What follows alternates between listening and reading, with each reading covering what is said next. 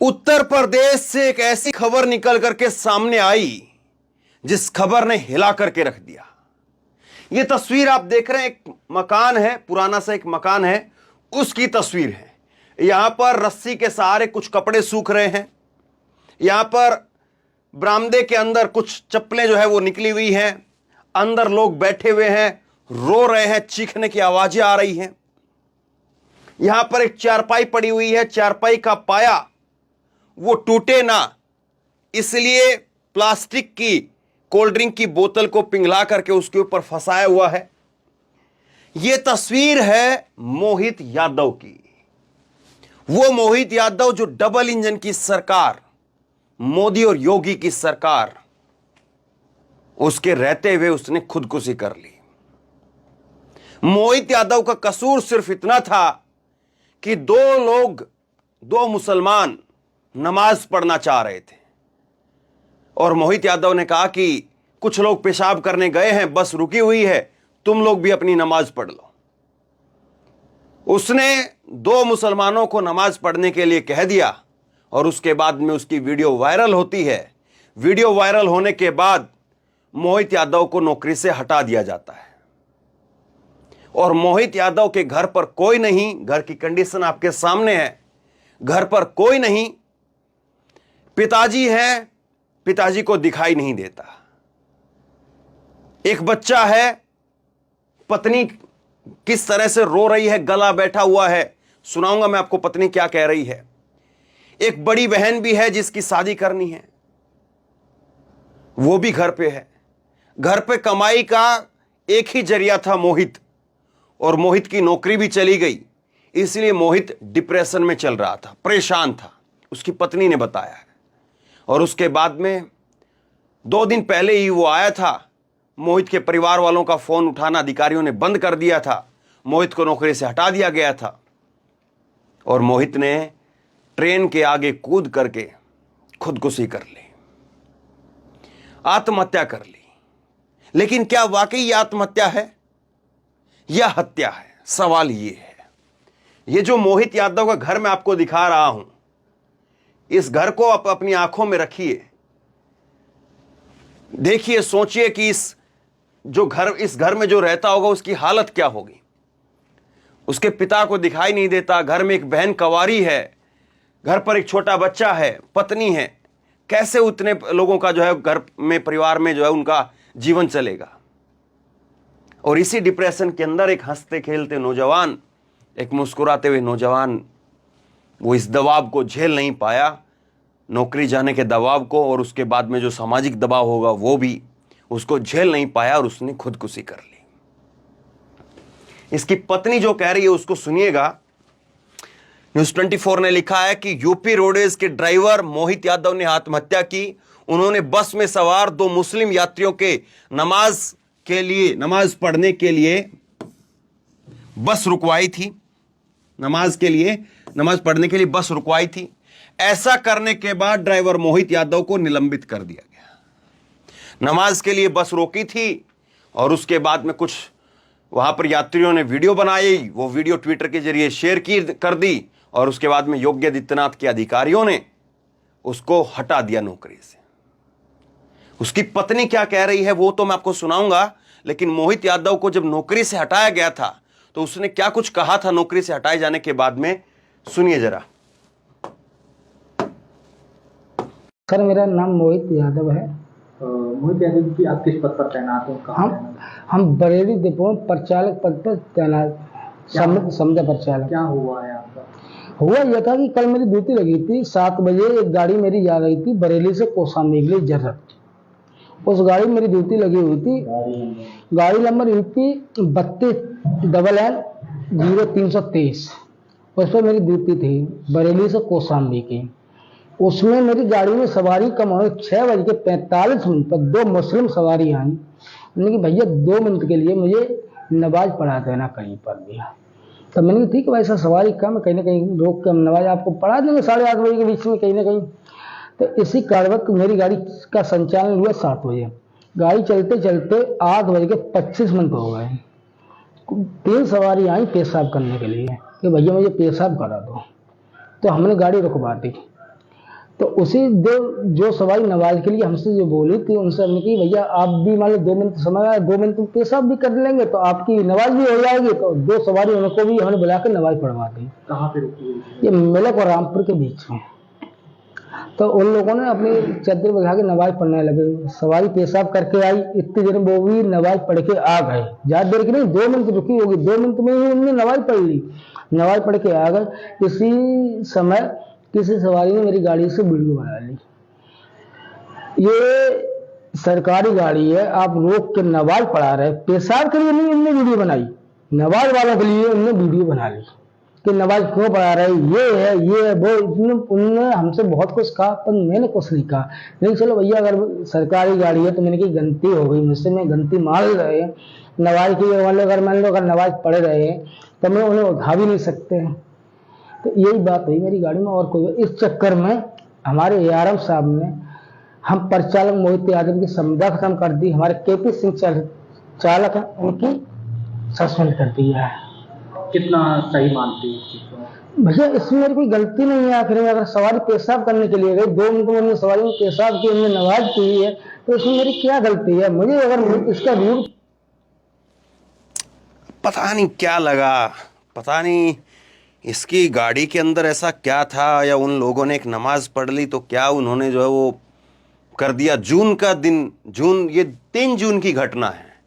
जून में तो वैसे भी 8 बजे जो है वो कहाँ पर इतना ज़्यादा वो जो है वो रात होती है कि चलो सर्दियों में होता है कि 6 बजे दिन जो है वो रोशनी ख़त्म हो जाती है।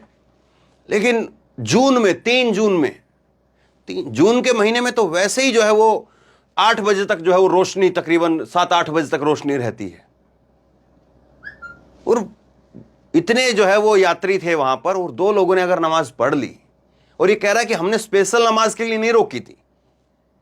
कुछ लोगों ने कहा कि हम पेशाब करना चाहते हैं, तो उन्होंने कहा कि ठीक है आप पेशाब कर लो, और फिर उन्होंने कहा कि आप अपनी नमाज पढ़ने के लिए बोल रहे थे तो आप भी जाकर के नमाज पढ़ लो। इतनी सी बात थी। वो वीडियो भी मैं आपको दिखा देता हूं, जो नमाज पढ़ने की उस वक्त में जो वीडियो थी वो भी देखिए। ये वो वीडियो है जिसमें वो यात्री नमाज पढ़ रहे थे जब बहसबाजी हुई है। सरकारी गाड़ी है, कोई प्राइवेट गाड़ी नहीं है। वो बात में आपकी बात मार रहे हैं। ये कोई प्राइवेट गाड़ी नहीं है, ये सही नहीं है। उनने चलो हम वो बात आपकी मारा, उनने पहले हमें बरेली में कह दिया था कि ये भैया आपने माना क्यों? आपने माना क्यों ये बात? मैं बरेली में उन्होंने कहा कि 2 मिनट के लिए रोक ये दें। 2 सवारी के लिए आप ये मान लोगे? बस रोको, ये मान लोगे? कोई ज्यादा समय नहीं नहीं, ये कोई ज्यादा समय की बात ही नहीं है ये। यार भाई उनकी नमाज पढ़ रहे हैं, नमाज में यार क्या दिक्कत है यार आपको? यार हम भी यार हिंदू आदमी ऐसी, हिंदू मुस्लिम वाली कोई बात थोड़ी यार। ये हिंदू मुस्लिम वाली बात नहीं है। यहाँ कोई हिंदू मुस्लिम वाली बात एक बात बताओ मुझे, नहीं सारी बात छोड़ो। यहाँ पे कुछ हादसा हो जाता है तो कौन जिम्मेवार है? सबसे बड़ी बात ये बताओ, यहाँ हादसा हो जाता है तो कौन जिम्मेवार है? ये वो वीडियो है, रात को जो है वो अंधेरा है, तो ये वो तब की वीडियो है। अब ये इसकी जो पत्नी है, मोहित की जो पत्नी है, ये इनको सुनिए। रो रो करके, जाहिर सी बात है किसी के घर में भी अगर ऐसा कुछ होगा, हादसा होगा, तो परिवार के लोग और आपकी खास करके पत्नी जो है वो दुख तो होता है। माँ को, पत्नी को, बहन को, हर किसी को दुख होता है, और हर कोई जो है वो गमगीन रहता है। अब मोहित यादव की जो पत्नी है वो सुनिए क्या कह रही हैं। रो रही हैं, बिलख रही हैं, और बता रही कि उनके पति डिप्रेशन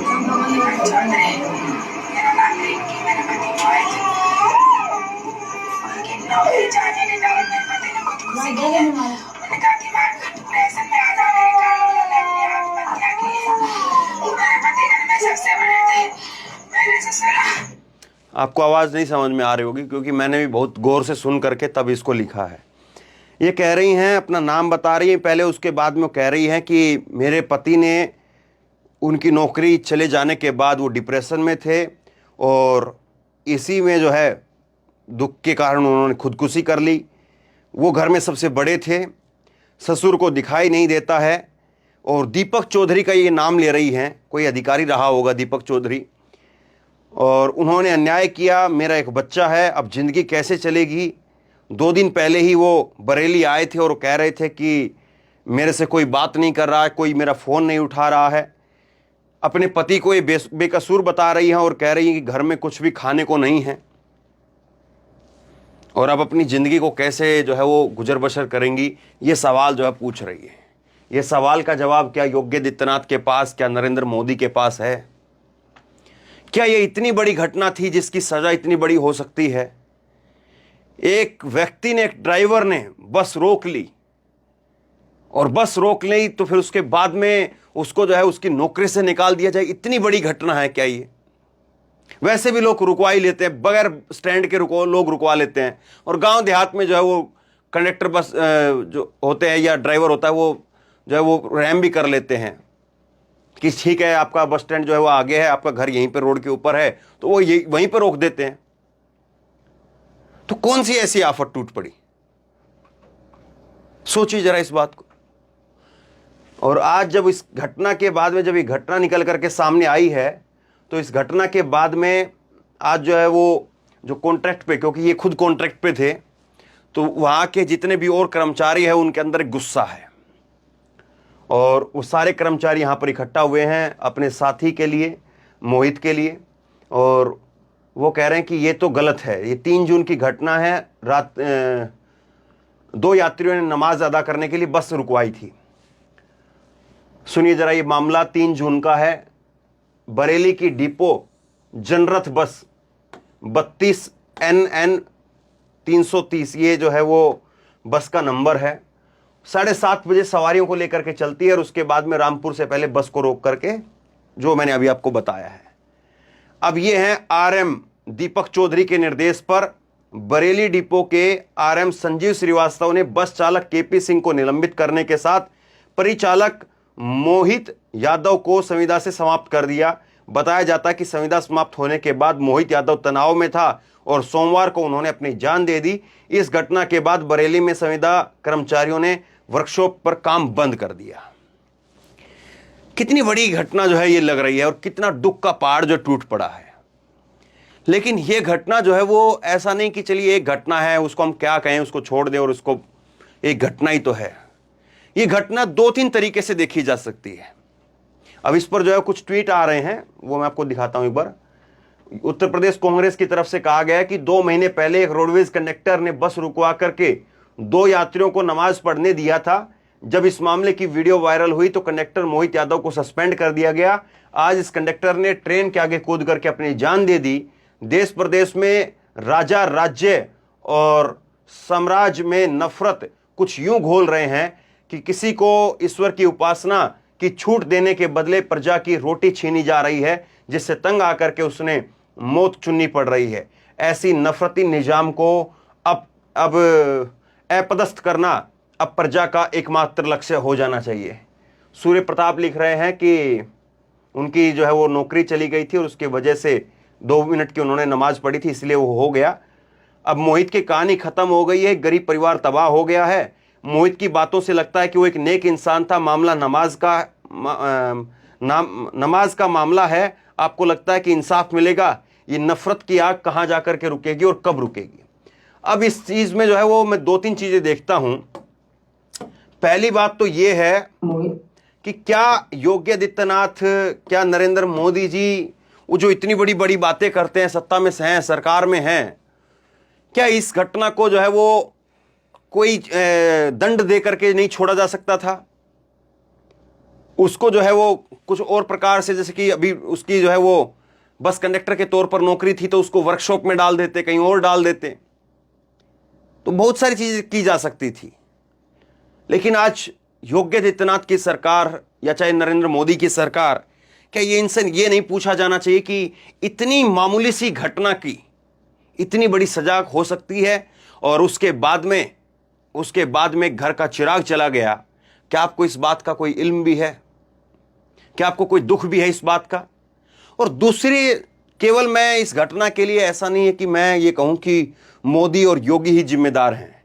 मैं ये कहता हूं कि बाकी विपक्ष के नेता भी इस घटना के लिए जिम्मेदार हैं। चाहे उसमें अखिलेश यादव हों, चाहे उसमें कांग्रेस के नेता हों, चाहे उसमें BSP के नेता हों।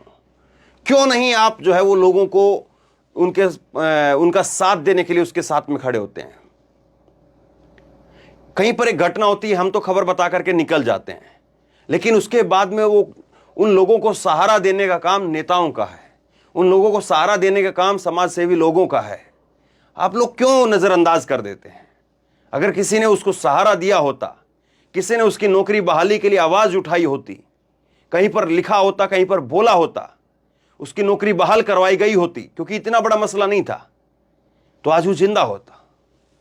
लेकिन आज वो चला गया है और उसके परिवार के ऊपर आज जितने दुख टूट रहे होंगे, पिता को दिखाई नहीं देता, उसके ऊपर आज जितने दुख टूट रहे होंगे, उसकी हम और आप कल्पना भी नहीं कर सकते हैं। मोदी और योगी जो सरकार में, सत्ता में है, कायदे से तो उनको जो है वो माफ़ी मांगते हुए और एक अच्छा खासा मुआवजा जो है वो इस परिवार को जरूर देना चाहिए। कम से कम इतना तो वो कर ही सकते हैं, और अगर इतना भी नहीं करें तो फिर आप मान करके चलिए कि इस आग की चपेट में अब अगला नंबर, अगला घर किसी का भी हो सकता है, क्योंकि आग ऐसी लगी पड़ी है।